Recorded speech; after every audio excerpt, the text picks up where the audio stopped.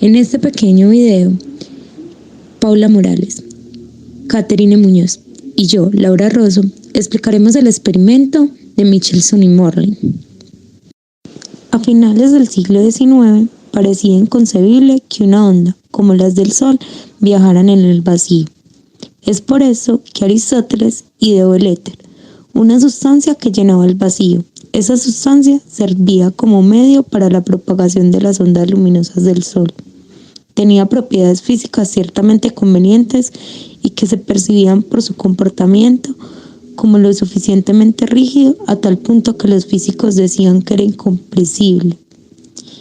Esto para alcanzar la velocidad de la luz, sin viscosidad, ya que si no fuera de esa manera, los planetas no se moverían con tanta facilidad, perderían energía y caerían en un camino en forma de espiral, directo al Sol, y evidentemente esto no ocurría.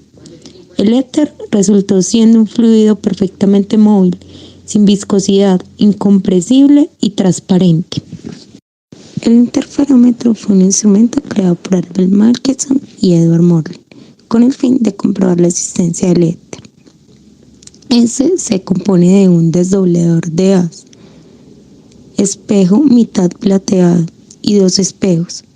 Cuando la luz atraviesa el espejo mitad plateado, desdoblador del haz, que refleja parcialmente, se dividen en dos rayos con distintas trayectorias ópticas, una hacia el espejo 1 y otra hacia el espejo 2. Los rayos de vuelta se reflejan en un espejo y se vuelven a combinar en el desdoblador del haz antes de llegar al detector. La diferencia de trayectoria de los dos rayos generan una interferencia de fase que forman un patrón de borde de interferencia. El fenómeno como tal presente en este experimento es el siguiente. La luz procedente de una fuente incide sobre un espejo semitransparente, es decir, parcialmente plateado, tal que la luz en parte se refleja y parte se transmite. El haz reflejado llega hasta el espejo M2 y vuelve hasta el punto de observación O, donde miramos con nuestro ojo. Por otra parte, el haz transmitido viaja hacia el espejo M1, pasando a través de una placa de vidrio B y vuelve de nuevo hacia el espejo semitransparente y más tarde al ojo situado en O. Cuando los dos haces se junten en O, formarán un diagrama de interferencias. Si los dos haces se recombinan en fase, la intensidad de la luz aumentará, interferencia constructiva. Si por el otro lado los haces se recombinan con fase opuesta, interferencia destructiva, la intensidad disminuirá, llegando incluso a producirse una franja oscura.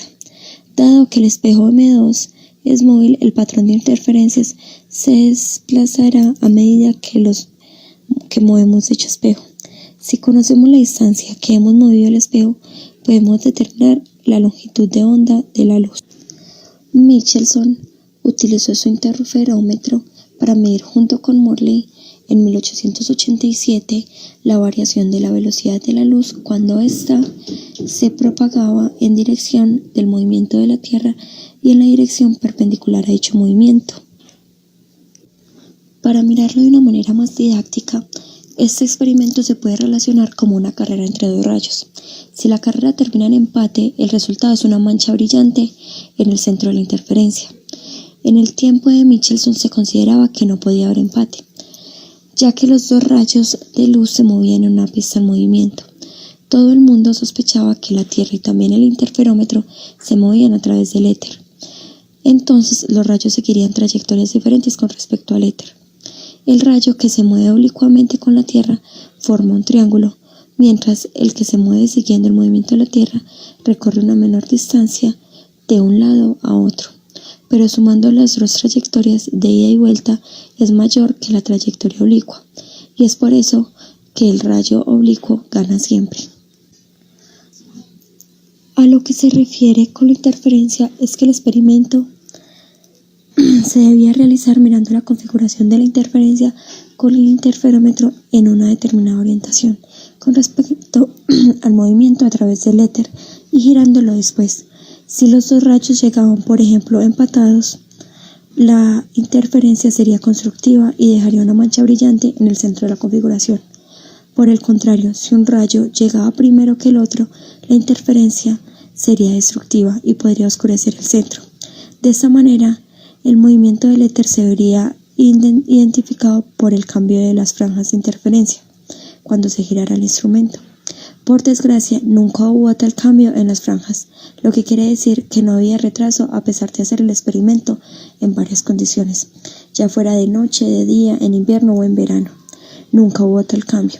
La luz viaja a la misma velocidad a todas las direcciones. Después de 50 años, muchos físicos llevaron a cabo este experimento de una manera más precisa y sofisticada con la esperanza de encontrar algún error, y se llegaba a la misma conclusión, dejándolos perplejos. Bueno, ya por la parte del modelo matemático, se tiene primero que el aparato se movía a la misma velocidad a la que la Tierra orbita el Sol, que es 30 kilómetros por segundo. Pues eso era muy importante para el experimento. Ya entonces planteando como tal ecuaciones, se tiene que si la luz estaba moviéndose en la dirección y sentido de movimiento orbital de la Tierra, o sea, en contra del viento éter, esta debería tener una velocidad dada por c menos b. Cabe aclarar que esto se da con base en las leyes de la física clásica y específicamente yendo al principio de la relatividad de Galileo.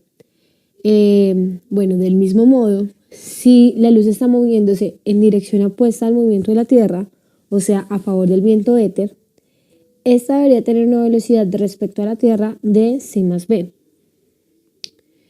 Ahora, como lo que se estaba tratando de medir era el tiempo que se demoraba la luz en llegar a un punto por diferentes trayectorias, entonces se tiene que, si una de las trayectorias es paralela al movimiento de la Tierra y otra es perpendicular, la diferencia de estos tiempos va a estar dada por la siguiente ecuación.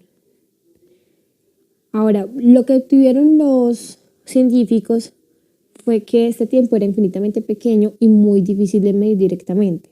Es por eso que recurrieron al método indirecto, que consistía en medir la franja de interferencias con el interferómetro, como fue mencionado antes. Entonces la resolución de este interferómetro era muy pequeña, pues muy buena, y era suficiente para detectar los pequeños desplazamientos en las franjas de interferencias. Pero en realidad, lo que Michelson y Morley buscaban era pues medir estos pequeños desplazamientos, porque si existía el éter, eso era lo que se debía obtener. Pero lo que se obtuvo fue que nunca cambió, nunca se desplazaron las franjas de interferencia. Y esto lo probaron bajo diferentes condiciones. El experimento lo hicieron en diferentes orientaciones del interferómetro, en distintas horas, días, meses, y nunca se observó el desplazamiento de las franjas de interferencia.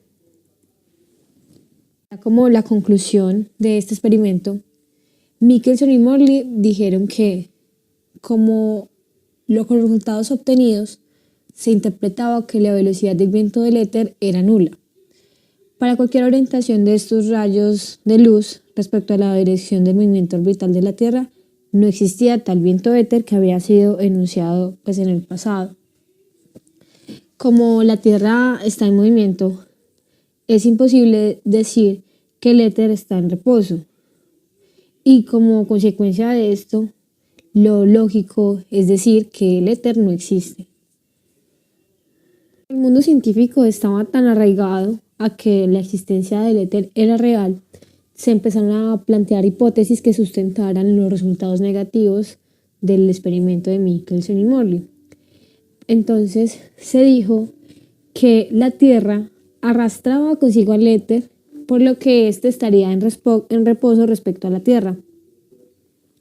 Esto sucedería como con la atmósfera. Pero si esto fuese cierto, entonces el arrastre del éter se reduciría a medida que la gravedad disminuyera. Teniendo en cuenta esto, entonces el mismo Michelson fue y repitió el experimento a una gran altitud, y lo que obtuvo de nuevo fueron resultados negativos, es decir, no había desplazamientos en las franjas de interferencia. Por lo tanto, ya quedó como demostrado que esto no sucedía y que en realidad fue la propia existencia del éter la que se tuvo que descartar.